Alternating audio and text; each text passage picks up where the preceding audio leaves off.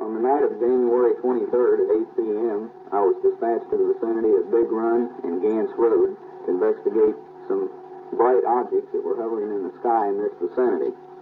Upon my arrival, I confirmed that there were two bright objects in the sky, and confirmed this with the radio man. Upon confirmation of the articles being present, the radio man advised myself and Prairie Township Policeman Ed Durbin to stay on the scene and observe and keep track of the movements of these vehicles. From time to time during this sighting, the objects appeared to move back and forth in the southwest section of the sky. From time to time, it's necessary to leave the vehicle to make closer observation of the articles in the sky. When we first arrived, the articles appeared to be a pretty good distance away. We were looking at these in an approximate 45-degree angle from the point on the ground that we were located. These objects would be 45 degrees angular elevation in the southeast portion of the sky. Upon first sighting the two objects, they were hovering motionless in the sky.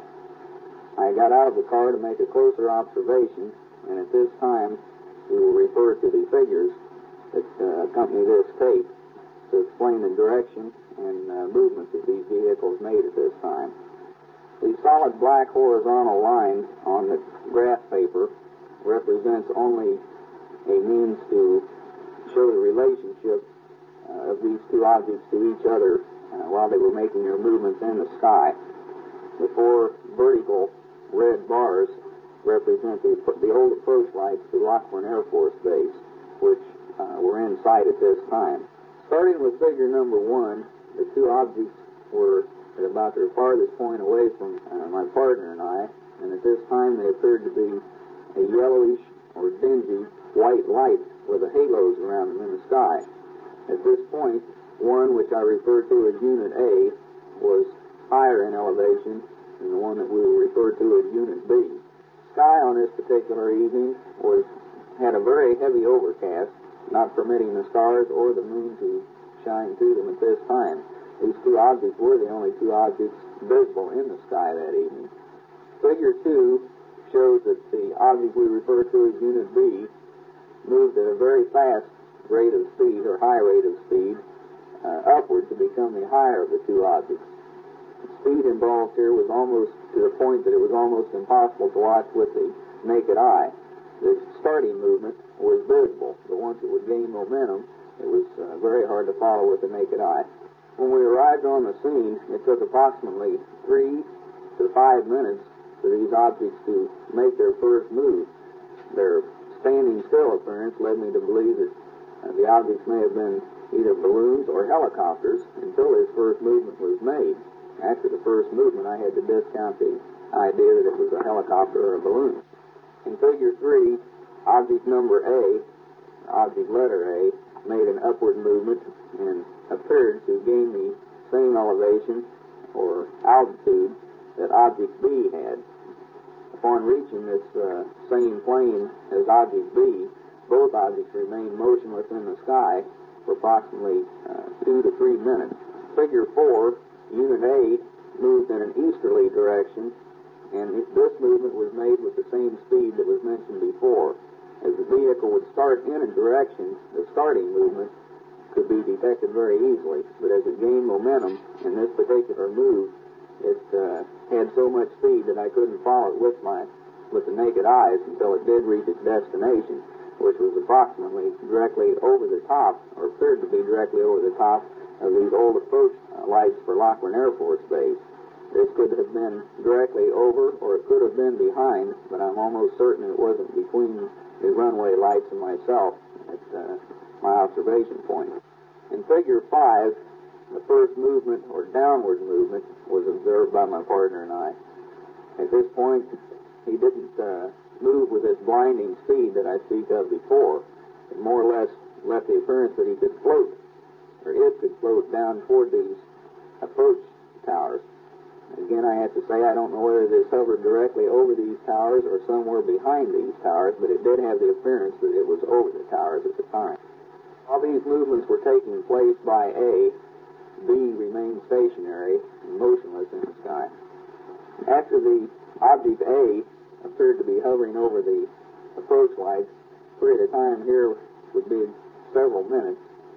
It started in an upward movement, but toward the southeast, represented by figure 6. This time the object did not make a direct move on a straight line as the object had previously. It started at one angle and then broke off, which is illustrated in figure number 7, and headed almost due southeast at this time till it reached the same elevation as object B. And at this time they resumed their same relative positions as they did in figure 3.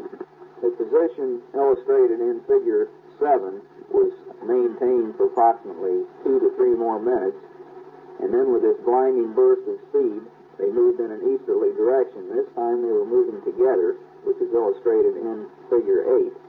They moved at the same speed, which was this blinding speed, hard to follow with the eyes, until they assumed a position which again appeared to be directly over the top of these approach lights for the base. At this time, when they became directly centered over the top of these approach lights, they stopped and hovered motionless for a period of maybe another full minute. During these maneuvers, there was no sound present as far as the sound that would lead you to believe it was coming from these objects. There actually were no other sounds such as airplanes or any other type of aircraft that could be heard during this sighting. Figure 9 illustrates that units A and B descended. This was the same floating movement as I described earlier. There was no great burst of speed involved in there.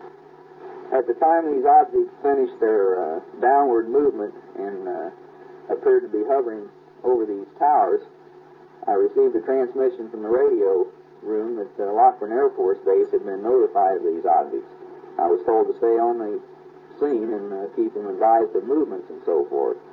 The position of these two objects, as shown in figure 9, they stayed in this position for approximately 5 to maybe 7 or 8 minutes. They made no attempt to leave during this period of time. Then we noticed sounds from jet airplanes coming into the area. They were coming over our left shoulder from the northwest, going toward the southeast. It left the impression that they were more or less coming over to investigate or to see what these objects were. And at this time, as shown in figure 10, Unit A left with such a burst of speed it was just a fraction of a second that he was completely out of sight. And during this movement, B made no attempt to leave at all. He still hovered over these towers, or appeared to hover over these towers. Then in figure 11, which was just a split second later, B made the same movement that A had earlier. Both of these objects disappeared with such great speed they grew very small in a very short period of time because they were going away from us. This appeared to be at about 45-degree angle. It was out and upward.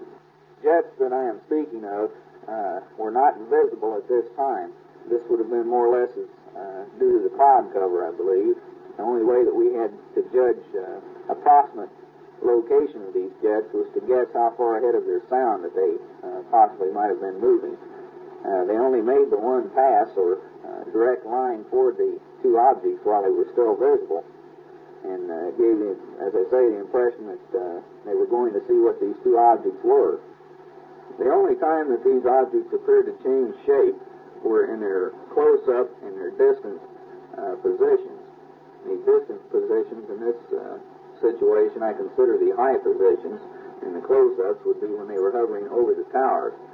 They appeared to be almost perfectly round at their distant location, but as they came down toward these towers, they took on an oblong shape or an egg shape, more or less.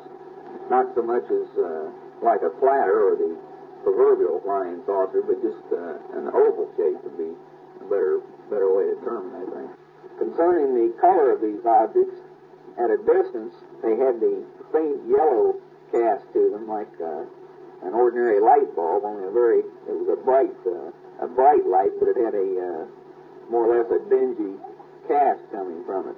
But the closer positions took on an extremely bright light, almost to the point where it was a bluish white. And it left me with the impression on these closer positions, it left me with the impression that had these lights been, say, half as close as what they were, half again as close as what they were, they would have been actually too bright to look at. In the shape of these objects, I couldn't say that they had a definite shape that could be explained, such as framework or something like this. It was just a light in two different shapes. Like I say, I could not distinguish any outline or shape due to the fact that the light was so intense. It left me with the impression that the light was coming from within the object rather than a light that may have been attached to the object. They appeared to be under intelligent control as far as their movements, the way they could move. They seemed to move with definite purpose.